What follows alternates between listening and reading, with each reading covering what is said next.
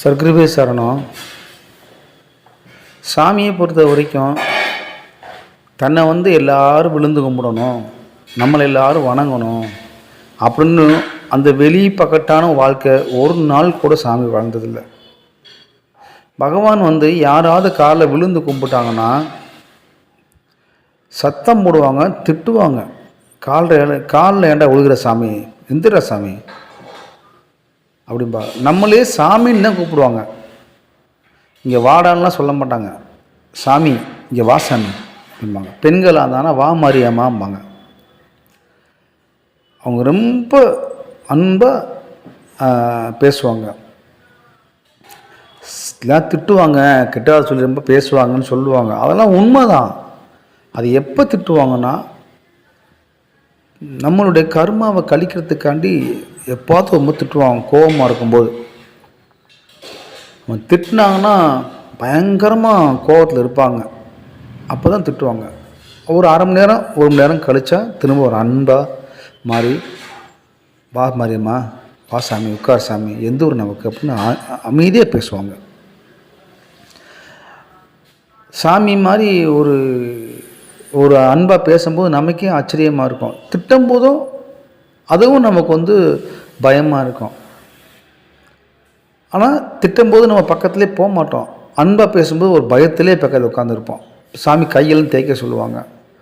கையை தேய்ச்சோம்னா கரன்னு தேய்ச்சி நம்ம கை சூடு ஏறிடும், சாமி கையும் சூடாக இருக்கும். அப்படி தேய்க்க அதே மாதிரி சாமி காலமிக்கிடுவா சாமின்னா அமுக்கு அப்படிம்பாங்க. காலமிக்கு விடலாம். அப்படியே பச்சை பிள்ளை மாதிரி பேசாமல் உட்காந்துருப்பாங்க. அந்த நேரம் சாமி எதுவுமே திட்ட மாட்டாங்க. சாமி விபூதி போடலாமா சாமின்னா சரிம்பாங்க. அப்போ சாமி இந்த ட்ரெஸ் எல்லாத்தையும் கழட்டிட்டு கோமணம் மட்டும் தான் கட்டியிருப்பாங்க. உடம்பு பூரா விபூதி போட்டு அந்த விபூதி அள்ளி வாயில் போட்டு பூசிக்கிடுவோம். சுற்றி உள்ளவங்க எல்லோரும் விபூதி போடுவாங்க, எதையுமே சொல்ல மாட்டாங்க சாமி. அந்த விபூதியை அள்ளிட்டு போய் வீட்டில் வச்சுருப்பாங்க. அந்த மாதிரி நிறைய முறை சாமிக்கு விபூதி போடுறது. அந்த நேரம் எந்த ஒரு கோபமும் பேச மாட்டாங்க. விபூதி போடுறப்ப ரொம்ப அமைதியாக சாந்தமாக இருப்பாங்க.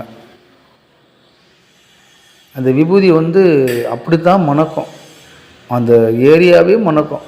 கம்மன்னு விபூதி வாசமாக இருக்கும். அந்த இடம் ஃபுல்லாக விபூதியாக கொட்டி கிடக்கும். ஏன்னா ஒரு பெரிய பாக்கெட்டு 2-3 பாக்கெட்டை உடைச்சி கொட்டி தான் விபூதி சாமிக்கு அப்படியே உடம்பு பூரா பூசும். அன்றைக்கி பார்த்தா விபூதி அபிஷேகம் அப்படி இருக்கும். பூசிட்டு திரும்ப மேலே ட்ரெஸ்ஸு போட்டுக்குவாங்க, போட்டு உட்காந்துருப்பாங்க.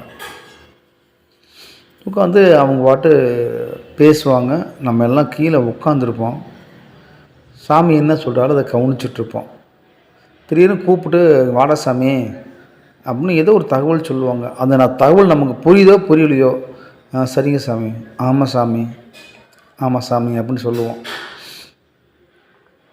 நம்ம என்னமோ அவருக்கு யாருமே ஆள் கிடைக்காத மாதிரியும் நம்மளை கூப்பிட்டு பேசுகிற மாதிரி நமக்கு தோணும். ஆனால் அவங்க என்ன பேசுகிறாங்க, அது என்ன காரணம், அதோடைய சூட்சுமம் என்ன நமக்கு தெரியாது. ஆனால் சாமி நம்மள்கிட்ட சொல்லிவிட்டு திருப்பியும் கேட்பாங்க, என்ன சாமி சரிதானே அப்படிம்பாங்க. ஆமாம் சாமி, அப்படி படிக்கணும்டா சாமி அப்படிம்பாங்க. இது எல்லாம் நமக்கு மிகப்பெரிய மன நிறைவே கொடுக்கும். அதில் சிலர் சொல்லிகிட்டு இருக்கும்போது சிலர் நம்மள்ட்ட சாமி ஃப்ரீயாக பேசுகிறாங்கன்னு நினச்சிக்கிட்டு இவங்களும் சாமிகிட்ட ஏதாவது ஒன்று சொன்னான்னு வச்சுக்கோங்க, சாமி அப்படியே பேசாமல் சைலண்ட் ஆயிடுவாங்க.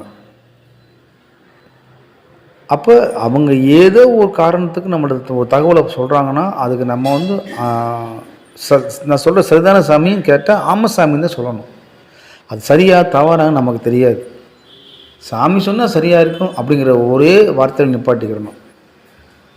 இப்போ ஏதாவது தப்பாக சொல்லிட்டான்னு வச்சுக்கோங்களேன், அது ஏதோ ஒரு காரணம் இருக்கும், டென்ஷன் ஆயிடுவாங்க, கோபமாயிடுவாங்க.